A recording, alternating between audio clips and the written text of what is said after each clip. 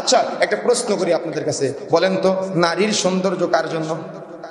বলতে পারেন আপনারা? কেউ বলতে পারেন? জি, কার জন্য? মাশাআল্লাহ, আপনারা তো ভালোই জানেন নারীর সৌন্দর্য কার জন্য। তাহলে শুধুমাত্র স্বামীর জন্য। স্বামীর জন্য ঠিক আছে, তবে আরেকটা শব্দ যুক্ত করলে ভালো হয়, সেটা হলো শুধুমাত্র স্বামীর জন্য, পৃথিবীর আর কারোর জন্য না। মাহারাম নন মাহারাম আছে, 14 জন মাহারাম আছে যাদের সাথে বিয়ে হারাম, তারা কি সৌন্দর্য উপভোগ করতে পারে? কথা বুঝেন না মানে আমার কথা বুঝতে পারেন নাই। 14 জন মাহারাম আছে একটা নারীর, কিন্তু এই 14 জন কি নারীর সৌন্দর্য উপভোগ করতে পারে? সৌন্দর্য উপভোগ করতে পারে শুধুমাত্র কে?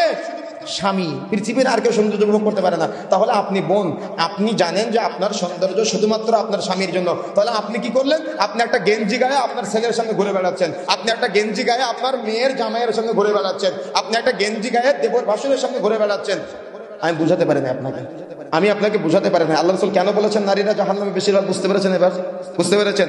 এই জন্য আমি যেটা বলতে চাচ্ছি যে একটা নারীকে সবসময় চিন্তা করতে হবে তার গায়রত, একটা নারীকে সবসময় চিন্তা করতে হবে তার ব্যক্তিত্ব, একটা নারীকে সবসময় চিন্তা করতে হবে ইসলাম তাকে যে মূল্যায়ন করেছে সেটা হলো গায়রতের মূল্যায়ন, সেটা হলো সতী এবং সাধবের মূল্যায়ন। তখন নারীকে চিন্তা করবে যে আমি একজন ইমানদার, আমি একজন পরহেজগার, আমার কণ্ঠটাও একজন পরপুরুষের জন্য হারাম, আমার চেহারা তো বহুদূরের কথা।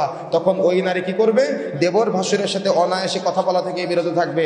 আর যারা ফালতু, যারা দেখা যাচ্ছে সমাজের নোংরা প্রকৃতির, এরা কি বলবে জানেন? এরা তখন বলবে ভাবি হলো মায়ের সমতুল্য। কথা বুঝেন না মনে হয়, আছে না সমাজে এগুলো প্রচলিত? ভাবি হলো মায়ের সমতুল্য। আমরা এটাকে কি বলি জানেন?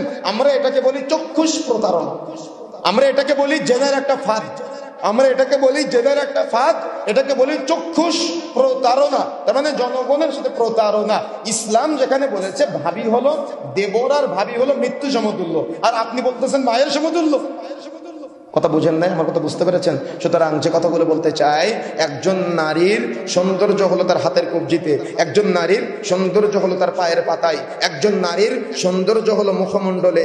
এখন নারী যদি তার সৌন্দর্য খুলে রেখে বেড়ায় তাহলে মাসি তো আসবেই। কথা বুঝেন নাই? তাহলে তার দিকে তো আকৃষ্ট হবেই মানুষ। এখন আপনি একটা নারী এমন জামা গায়ে ঘুরে বেড়াচ্ছেন যে জামাটা হলো আকর্ষণ সৃষ্টির মাধ্যম, এটা কি পর্দা? এটা কি মুমিনা নারীর বৈশিষ্ট্য? আপনি এমন একটা জামা গায়ে আজকে নামাজ পড়তে এসেছেন যে জামাটা ঢিলা ঢালা না, যে জামাটা টাইট ফিটিং। আপনি হাত মোজা পরে নামাজ পড়তে আসেন নাই, পা মোজা পরে নামাজ পড়তে আসেন নাই। রাস্তায় আসার সময় অনেকে আপনার হাতের দিকে দৃষ্টি দিয়েছে, অনেকে আপনার পায়ের দিকে দৃষ্টি দিয়েছে, অনেকে আপনার মুখমণ্ডলের দিকে দৃষ্টি দিয়েছে। আপনি নামাজ পড়তে আসার সময় কি নিরাপদ আছেন? আমার কথাকে বুঝতে পেরেছেন?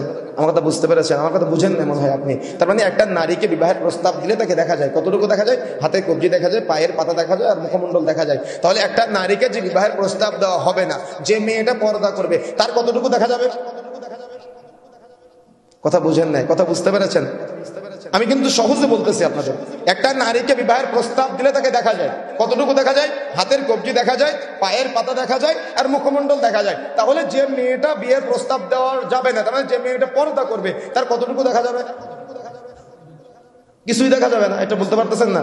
কিছুই দেখা যাবে না। তার মানে তার পুরাটাই ঢাকতে হবে, পুরাটাই তার ঢাকার জায়গা, পুরাটাই তার পর্দা। তার মানে একটা নারীকে হাত মোজা পড়তে হবে, একটা নারীকে পা মোজা পড়তে হবে, একটা নারীকে মুখমণ্ডল ঢাকতে হবে। শুধুমাত্র নিকাব পরে চোখটুকু খোলা রাখতে পারে, মনে রাখার চেষ্টা করবেন। তবুও যদি সন্দেহ থাকে তাহলে চশমা পরে চলবে।